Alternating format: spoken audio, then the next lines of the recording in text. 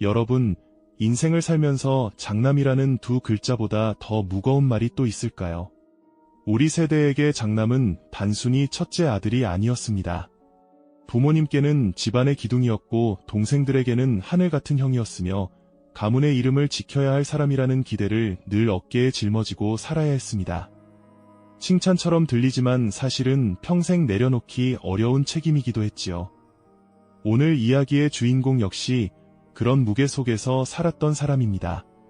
대한민국 경제 성장의 상징이었던 정주영 회장의 장남, 정몽필 이야기입니다. 세상 사람들은 모두 부러워했습니다. 재벌가 장남으로 태어났으니 남부러울 것 없이 살았을 것이라고 말입니다. 하지만 그의 인생을 조금만 들여다보면 이야기는 전혀 다르게 보입니다. 거대한 아버지의 이름 아래에서 인정받기 위해 애써야 했던 시간, 기대와 책임 사이에서 쉽게 말할 수 없었던 마음들, 그리고 48이라는 너무도 이른 나이에 찾아온 갑작스러운 이별까지. 어쩌면 이 이야기는 단순한 재벌가의 비극이 아니라 평생 가족을 위해 묵묵히 책임을 짊어지고 살아왔던 우리 세대의 이야기일지도 모릅니다. 그래서 오늘 이야기는 돈 많은 집안의 이야기가 아니라 한 아버지와 아들의 엇갈린 마음, 그리고 우리가 인생 끝에 가서야 깨닫게 되는 책임과 가족의 의미에 대한 이야기입니다. 지금부터 정주영 회장이 가장 아꼈던 장남, 정몽필의 삶 속으로 함께 들어가 보겠습니다. 절대 그냥 넘어가지 마세요. 비슷한 생각 가지신 분들, 채널 구독 눌러주시면 이런 이야기 계속 들으실 수 있습니다. 1960년대와 1970년대를 살아오신 분들이라면 장남이라는 말이 갖는 무게를 잘 아실 것입니다. 집안 어른들은 늘 장남은 집안의 기둥이라고 말했습니다. 동생을 챙기고 부모를 모시고 가문의 이름을 지켜야 한다는 말이 당연하게 들리던 시절이었습니다. 칭찬 같지만 사실은 책임의 선언이기도 했습니다. 혹시 이런 경험 없으셨습니까? 형이니까 참아라, 내가 이해해야 한다는 말을 들었던 기억 말입니다. 속상해도 표현하지 못하고 억울해도 삼켜야 했던 순간들 말입니다. 그 시절에는 개인의 감정보다 가족의 기대가 먼저였습니다. 하고 싶은 일이 있어도 집안 형편을 먼저 생각해야 했고 자신의 선택보다 부모의 뜻을 따르는 일이 자연스러웠습니다. 그래서 장남이라는 자리는 특권이 아니라 의무에 가까웠습니다. 재벌가의 장남이라고 해서 그 정서가 완전히 달랐을까요? 어쩌면 더 많은 기대와 더 큰 책임이 더해졌을 뿐 기본적인 구조는 크게 다르지 않았을지도 모릅니다. 책임이 클수록 실수에 대한 두려움도 커지는 법이니까요. 대한민국 산업화의 상징으로 불리는 정주영 회장은 맨손으로 시작해 세계적인 기업을 일군 인물입니다. 전쟁 이후 아무것도 없던 시절, 그는 길이 없으면 길을 만들겠다는 각오로 사업에 뛰어들었습니다. 수많은 위기 속에서도 물러서지 않았고 그 결과 현대그룹은 대한민국 경제 성장의 중심에 서게 되었습니다. 그런 그의 장남이 바로 정몽필입니다. 1934년에 태어나 서울 상업고등학교를 졸업하고 연세대학교에서 경영학을 전공했습니다.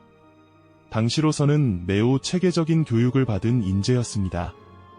자연스럽게 주변에서는 그가 그룹의 후계자가 될 것이라고 예상했습니다. 그러나 기대가 크다는 것은 늘 비교가 따라온다는 뜻이기도 합니다. 아버지는 이미 신화가 된 인물이고 아들은 그 신화의 그림자 아래에서 평가받습니다.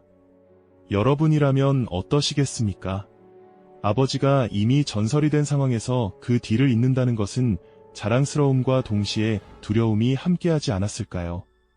창업 세대와 다음 세대의 차이는 단순히 나이 차이가 아닙니다. 창업 세대는 몸으로 부딪히며 길을 만들었습니다. 새벽부터 밤늦게까지 현장을 지켰고 위기가 오면 직접 뛰어다니며 해결했습니다. 결단은 빠르고 과감했습니다. 반면 다음 세대는 대학에서 경영학을 배우고 해외 사례를 연구하며 조직과 시스템을 중시했습니다. 위험을 줄이고 장기적인 전략을 세우려 했습니다. 한쪽은 경험을 믿고 다른 한쪽은 체계를 믿습니다. 이 차이는 어느 가정에서나 나타날 수 있습니다. 아버지는 내가 해봐서 아는데라고 말하고 자녀는 지금은 방식이 다르다고 말합니다. 서로를 이해하려 하지만 쉽게 간격이 좁혀지지 않을 때가 있습니다. 정몽필 역시 이런 시대적 간극 속에서 경영을 배워야 했습니다. 그는 현대건설과 현대종합상사 등에서 경험을 쌓았지만 기대만큼의 성과를 내지 못했다는 평가도 있었습니다. 그 과정에서 부자 간의 긴장감이 전해졌습니다. 우리는 여기서 완벽한 성공 이야기 대신 인정받고 싶었던 하나들의 마음을 상상해 볼 수 있습니다. 혹시 가족과 함께 일해본 적 있으십니까? 작은 가게든 공장이든 회사든 가족이 함께하면 장점도 있지만 감정이 얽히기 쉽습니다. 다른 직원과의 갈등은 일로 끝날 수 있지만 가족과의 갈등은 집까지 이어집니다. 식탁에서도 그 이야기가 계속되고 명절에도 그 감정이 남아 있습니다. 특히 장남이라면 더 많은 시선이 집중됩니다. 잘하면 당연하다고 하고 조금만 실수가 있어도 기대에 못 미친다고 말하기 쉽습니다. 이런 상황에서 자신의 속마음을 털어놓는 일은 쉽지 않았을 것입니다. 그 역시 사람이고 아들이었습니다. 아버지에게 인정받고 싶은 마음과 부담을 동시에 느꼈을 가능성이 있습니다. 우리는 종종 성공한 집안의 자녀는 모든 것이 편할 것이라고 생각하지만 오히려 선택의 자유가 제한될 수도 있습니다. 그 길이 이미 정해져 있다고 느껴질 때 다른 길을 말하는 것조차 쉽지 않을 수 있습니다. 시간이 흐르며 그는 해외에서 지내는 시간을 갖게 됩니다. 이를 두고 여러 해석이 있지만 분명한 것은 잠시 거리를 둔 시간이 있었다는 사실입니다. 우리는 인생에서 가끔 멈춰서는 순간을 맞이합니다. 그 시간이 실패로 느껴질 수도 있고 다시 준비하는 시간으로 느껴질 수도 있습니다.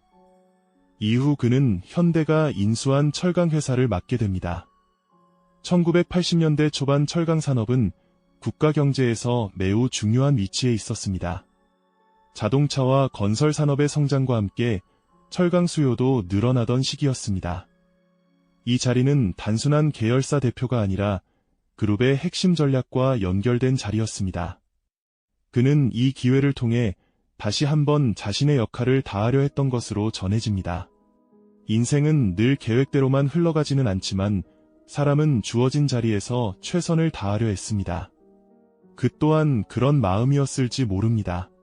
그러나 1982년 출장 후 귀국하던 길에 교통사고가 발생했고 그는 48의 나이에 세상을 떠났습니다. 너무도 갑작스러운 일이었습니다. 기업의 후계 구도는 물론 가족 모두에게 큰 충격이었습니다. 특히 아버지였던 정주영 회장은 깊은 슬픔을 겪었다고 전해집니다. 우리는 살아가며 늘 시간이 충분하다고 생각합니다. 다음에 이야기하면 되지, 조금 더 여유가 생기면 표현하면 되지 하고 미루기도 합니다. 그러나 예기치 않은 이별은 그런 기회를 남겨두지 않습니다. 혹시 지금 떠오르는 얼굴이 있으십니까? 그때 조금만 더 따뜻하게 말할 걸 하는 기억이 있으신가요?